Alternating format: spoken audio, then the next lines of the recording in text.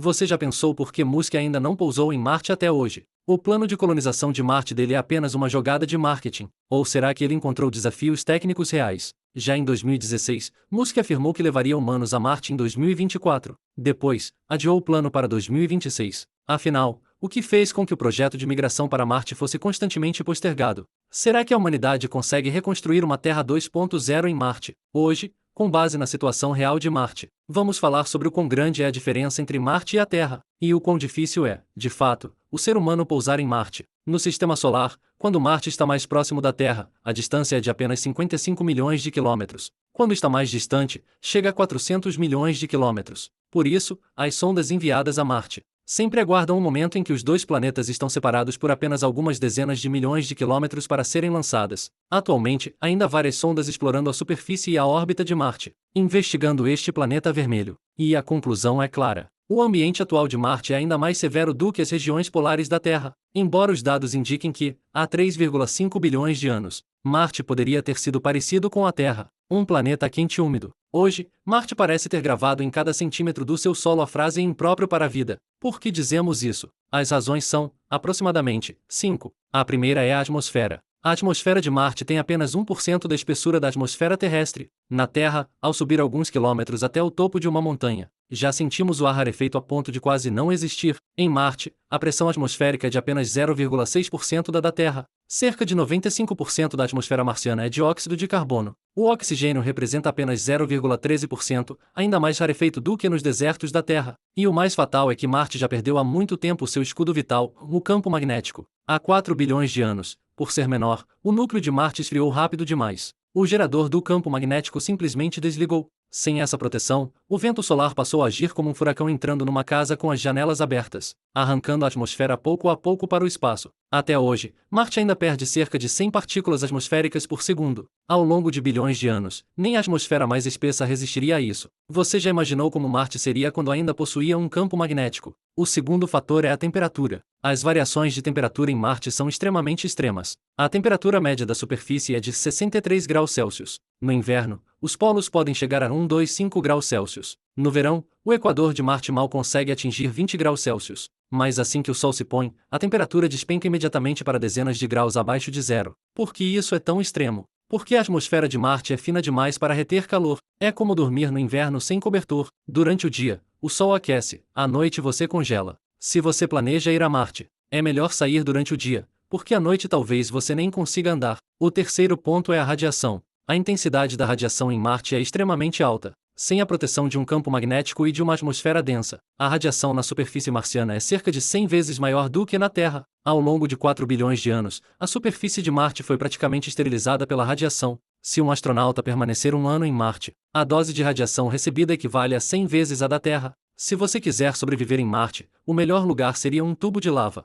Lá dentro, não só há proteção contra a radiação cósmica, como talvez até exista água líquida. O quarto fator é o solo. O solo marciano realmente contém altíssimas concentrações de percloratos, cerca de 1 milhão de vezes mais do que na Terra. Na Terra, essa substância é usada como combustível de foguete. Imagine Marte inteiro coberto por isso. É extremamente prejudicial ao crescimento de plantas. Pior ainda, Marte praticamente não possui nitrogênio utilizável, e o nitrogênio é um componente essencial do DNA e das proteínas. Na atmosfera da Terra, 78% é nitrogênio. Em Marte, nem vestígios. Se você tivesse que plantar algo em Marte, o que escolheria? O quinto fator é o ecossistema marciano. A Terra é habitável graças aos ciclos da água, do carbono e do nitrogênio. Eles estão interligados. As plantas produzem oxigênio, os animais liberam carbono, as bactérias reciclam nutrientes. Mas e Marte? A água está congelada nos polos e no subsolo. O carbono está preso nas rochas, sem vida para manter o equilíbrio. É como estar dentro de um carro sem motor, sem combustível e sem rodas.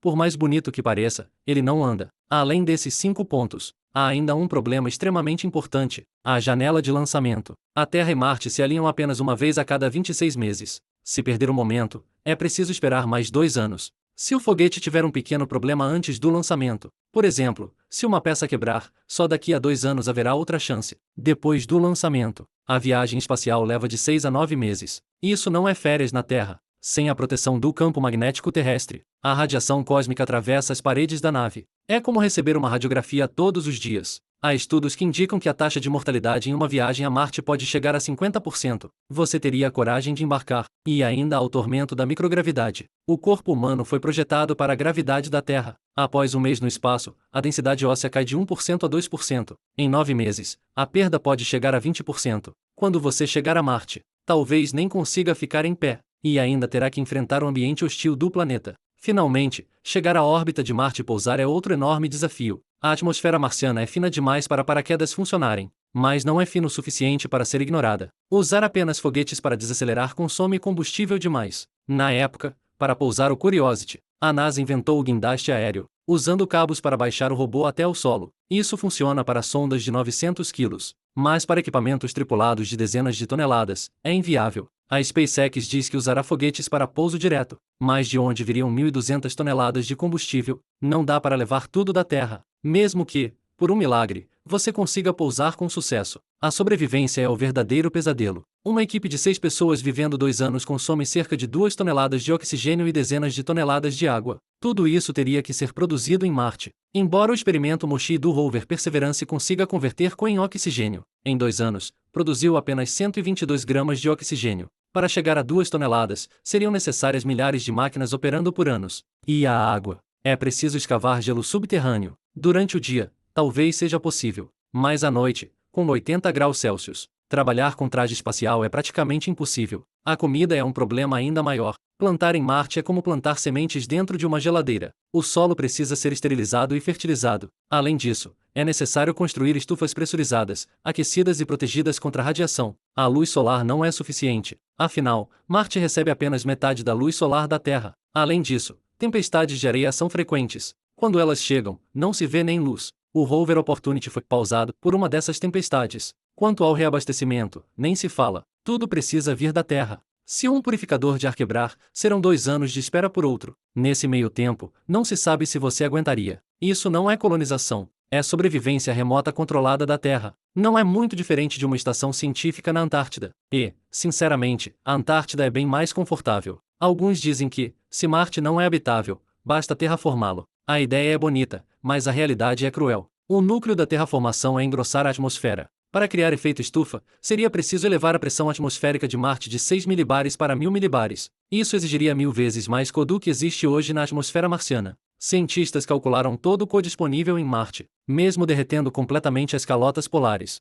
Mal se chegaria a 1,2% do necessário. Aquecer o solo para liberar CO renderia cerca de 4%. Escavar minas de carbonato a 30 metros de profundidade renderia cerca de 5%. Somando tudo, não chega nem a 10%, nem perto do limiar do efeito estufa. Por isso, Musk já sugeriu bombardear as calotas polares de Marte com 10.000 bombas nucleares, para aumentar a atmosfera do planeta. A ideia seria vaporizar instantaneamente o gelo seco e o gelo de água, liberando CO na atmosfera, criando efeito estufa, tornando a atmosfera mais espessa e a temperatura mais amena. E, por fim, adequada para a habitação humana. Mas o problema fundamental é outro. Mesmo que se crie uma atmosfera, sem um campo magnético, o vento solar ainda levaria embora. O desastre de 4 bilhões de anos atrás se repetiria. Para criar um campo magnético, seria necessário reativar o núcleo de Marte. Isso exigiria uma quantidade de energia equivalente a despejar vários anos de energia do Sol no núcleo do planeta. Hoje, nem sequer existe uma solução teórica para isso. Todos esses problemas nos fazem entender uma coisa: